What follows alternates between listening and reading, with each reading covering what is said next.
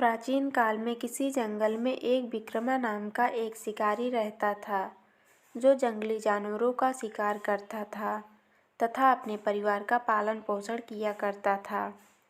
एक बार शिवरात्रि के दिन जब वह शिकार के लिए निकला, तब संयोगवश पूरे दिन खोजने के बाद भी उसे कोई शिकार न मिला। उसके बच्चों, पत्नी और माता पिता को भूखा रहना पड़ा। इस बात से वह चिंतित हो गया। सूर्यास्त होने पर वह एक जलाशय के समीप गया और वहां एक घाट के किनारे एक पेड़ पर थोड़ा सा जल पीने के लिए लेकर चढ़ गया, क्योंकि उसे पूरी उम्मीद थी कि कोई न कोई जानवर अपनी प्यास बुझाने के लिए यहाँ जरूर आएगा।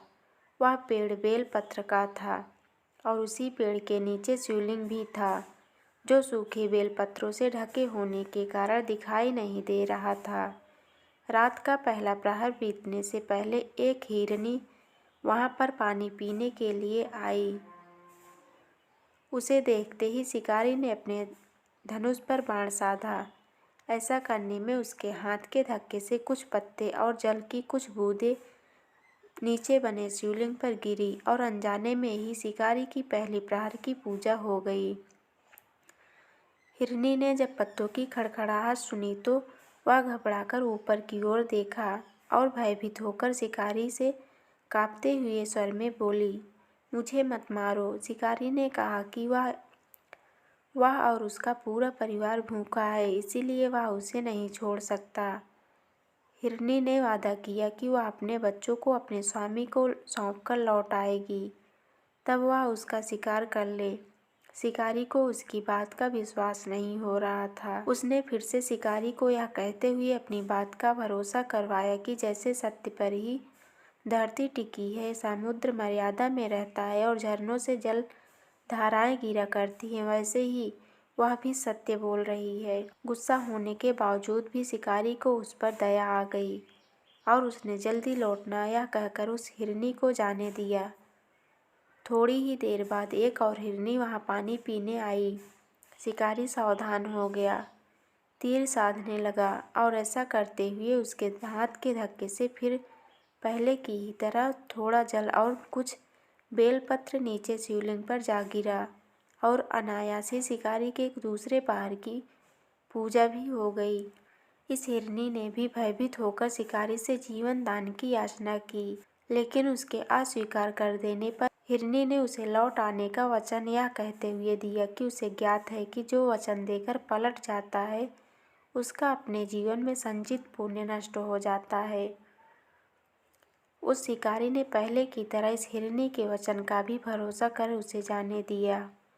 अब तो वह इसी चिंता से व्याकुल हो रहा था कि उनमें से शायद ही कोई हिरनी लौट के आए और अब उसके परिवार का क्या होगा। इतने में ही उसने जल की ओर आते हुए एक हिरण को देखा। उसे देखकर शिकारी बड़ा प्रसन्न हुआ। अब फिर धनुष पर बाण चढ़ाने से उसकी तीसरे पहर की पूजा भी संपन्न हो गई, लेकिन पत्तों के गिरने की आवाज से वह हिरण सावधान हो गया। उसने शिकारी को देखा और पूछा, तुम क्या करना चाहते हो? वह बोला, अपने कुटुंब को भोजन देने के लिए तुम्हारा वध करूंगा। वह हिरण प्रसन्न होकर कहने लगा, मैं धन्य हूँ कि मेरा यह शरीर किसी के काम आएगा। परोपकार से मेरा जीवन सफल हो जाएगा, पर कृपया कर अभी मुझे जाने दो, ताकि मैं अपने बच्चों को उनकी माता के हाथ में सौंपकर और उन सबको धीरज बंधाकर यहाँ लौट आऊं। शिकारी का हृदय उसके पाप पुंज नष्ट हो जाने से अब तक शुद्ध हो गया था, इसीलिए वह विनयपूर्वक बोला, जो यहाँ आए सभी बातें बनाकर चले गए और अभी तक नहीं लौटे। यदि तुम भी झूठ बोलकर चले जाओगे तो मेरे परिजनों का क्या होगा?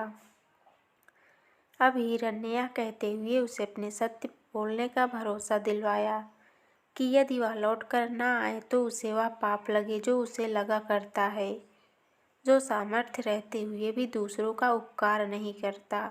शिकारी ने उसे भी यह कहकर जाने दिया कि शीघ्र लौट आना। रात्रि का अंतिम प्रहर शुरू होते ही उस शिकारी के हर्ष की सीमा न थी, क्योंकि उसने उन सब हिरनियों को अपने बच्चों सहित एक साथ आते देख लिया था। उन्हें देखते ही उसने अपने धनुष पर बाण रखा और पहले की ही तरह उसके चौथे प्रहर की भी शिव पूजा संपन्न हो गई।